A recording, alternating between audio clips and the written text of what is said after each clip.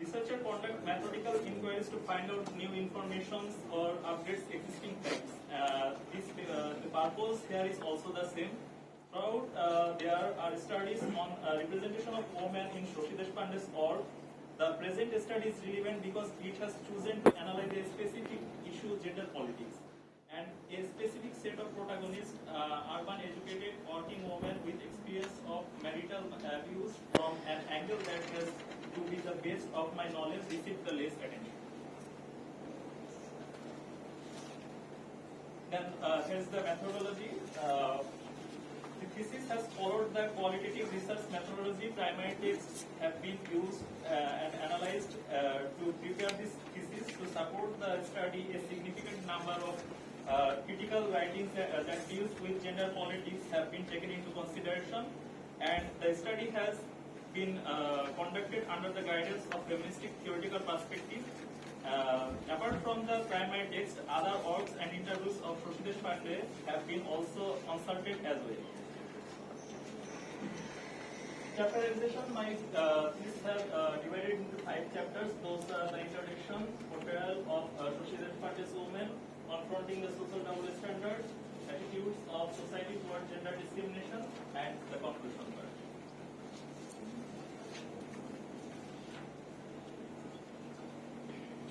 Now I will discuss an overview of the major issues analyzed in the chapters, and I have highlighted the major issues in my slide.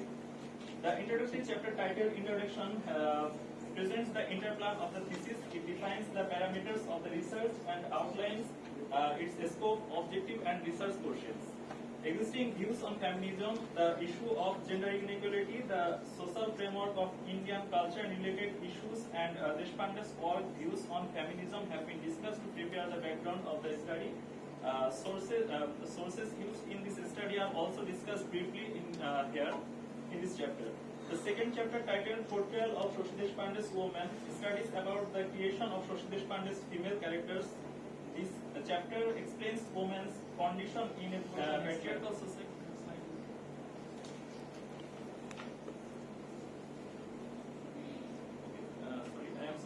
The second chapter, titled Portrayal of Shashi Deshpande's Woman, studies about the creation of Shashi Deshpande's female characters. This chapter explains women's condition in a patriarchal society, which is gender biased. In Shashi Deshpande's work, The Dark Horse, Snow Terror, and Roots and Shadows, Saro and Hindu lost their identities to their husbands, Manu and Jaya. Despite their inherent strength, they sacrifice their own desires and individuality. Hindu, in particular, mirrors Jayan's tastes and wishes. Both protagonists gradually and sometimes unconsciously submit to the gender politics imposed by their society and the family members. The scenario shows the influence of patriarchal norms on women's identities and personal freedoms. In Shashi Deshpande's novel, Saru and Hindu are the victims of angel and monster archetypes imposed by patriarchal society. Women who conform to these expectations are seen as angels, while those who resist are labeled as monsters. Saru and Hindu try to be ideal wives, sacrificing their identities for their husband's happiness. Saru endures in silence, while Hindu considers losing herself entirely in her husband's identity. In Shashi Deshpande's novel, the economy significantly influences gender politics. Saru's success as a doctor challenges traditional gender roles, upsetting the expected dynamics where men are superior earners, and her husband's operation highlights the conflict. Similarly, Naren's mother, Saroja, wanted to be a singer, and that was rejected by Aska, a female. In Shashi Deshpande's novels, Saru and Hindu face struggles due to gender politics. Saru becomes accustomed to this operation system over time, ultimately surrendering to it because she feels there is no other choice to her. Hindu represents the typical submissive Indian woman who seeks meaning through her husband's approval alone, sacrificing her own desires. However, in doing so, she perpetuates a system that undervalues women's worth and keeps them in a lower status. In Shashi Deshpande's novel, Saru and Hindu faces in their sexual lives, suffers in their sexual lives, even when she does not want to. Saru submits to Manu's desire for the sake of family and tradition. Similarly, Indu suffers in silence, experiencing disillusionment and humiliation in her sexual relationship with Jan. In Shoshi Deshpande's novel, Saru takes on various roles in her life, leading to a fragmented identity. She is not disturbed about gender politics and often confronts to the social expectations. Saru tries to please everyone, whether as a beautiful daughter, devoted wife, or caring mother. This leads to a sense of fragmentation within herself. Saru and Indu face struggles due to gender roles. Saru believes compromising with her husband will make her happy, while Indu feels she needs a man to be complete. Both are influenced by patriarchal society. Saru's obedience prevents her from breaking family rules for social framework and norms. Indu always loses her identity.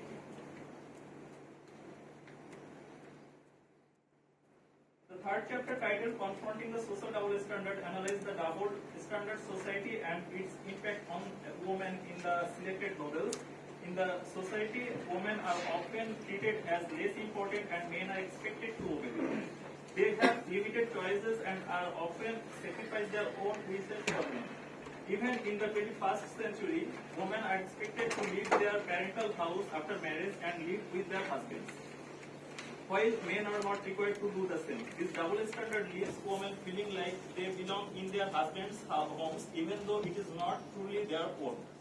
Saru and Indu have no home or even room of their own. In a society with social double standards, women are expected to walk behind men and sacrifice for them. Before marriage, Saru sacrificed a lot for her brother, as her parents prioritized him over her. Throughout her life, women like Saru suffers at the hand of patriarchy. In the patriarchal families, there is a double standard in earning, where wives are expected to earn less than their husbands.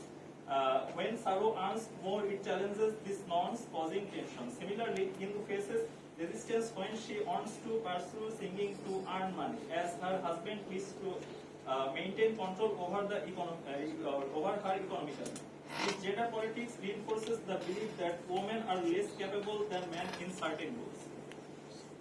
Saru's father does not show much affection when she visits him after many years, and he treats her very casually like the past. He even fasts for Dhruva, who has passed away, but does not show the same concern for Saru. The mistreatment seems to be based on Indu's gender, as her fathers would likely to treat her differently if she were a boy. Society has unfair standards. Men are seen as superior and women are seen as inferior. Saru and Indu are from the inferior group. They face oppression but still give everything to men. Saru marries Manu without family approval, expecting love and respect.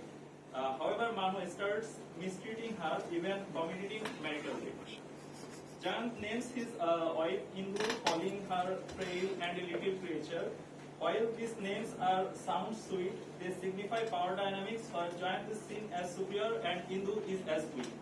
This language reinforces social double standards, making Indu psychologically subordinate to Jayant. It shows how words can maintain unequal power relation in relationships. Sexual double standards exist where men are praised for having multiple partners, while women are judged harshly for the same behavior. This is evident that Naren's ability to have relationships with many women without facing any scrutiny, while Indu is cautioned and criticized for her interactions with Naren.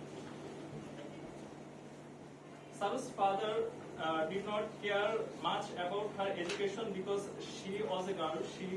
He only gave her money but did not show interest in her schooling. This shows how double standards can hinder a woman's education compared to a man's, as seen in Saru's case. Her father might have taken education more seriously if Saru were a boy like Dhruva.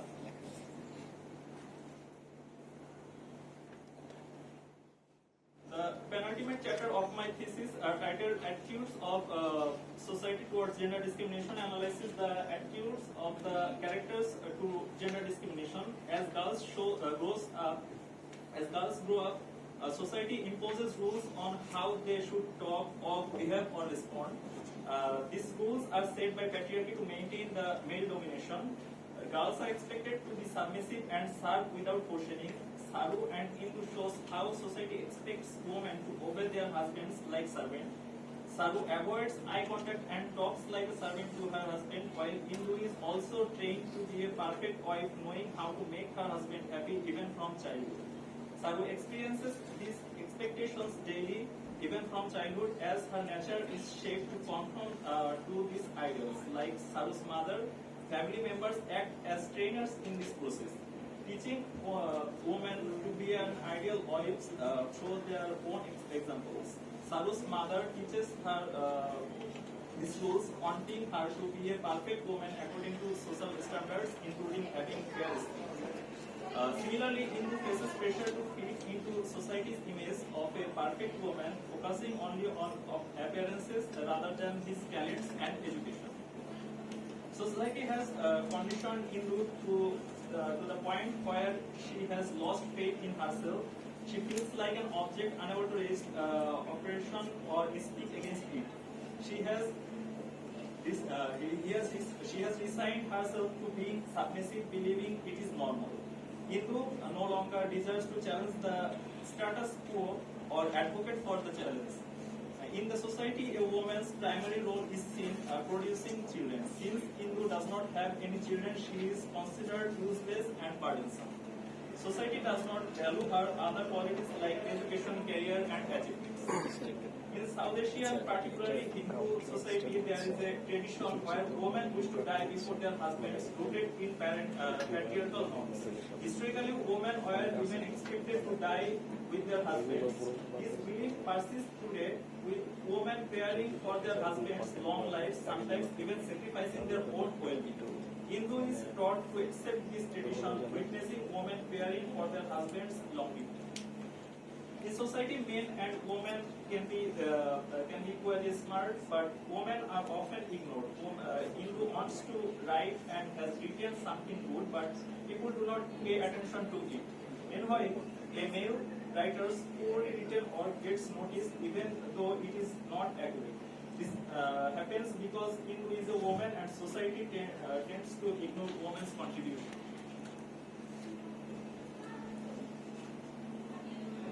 I would like to conclude with my personal note that studying Shoshidesh Pandey as a person as well as a novelist has been a transformative journey for me, both intellectual and spiritual. It has opened new horizons of understanding for me in many sectors. It is expected that this thesis will positively contribute to the existing literature and other researchers in the future would be also find worthwhile to explore further the writings of Shoshidesh Pandey. And for my fellow researchers who will research in the next, I have a suggestion that you can also explore on how gender politics can be eradicated from life of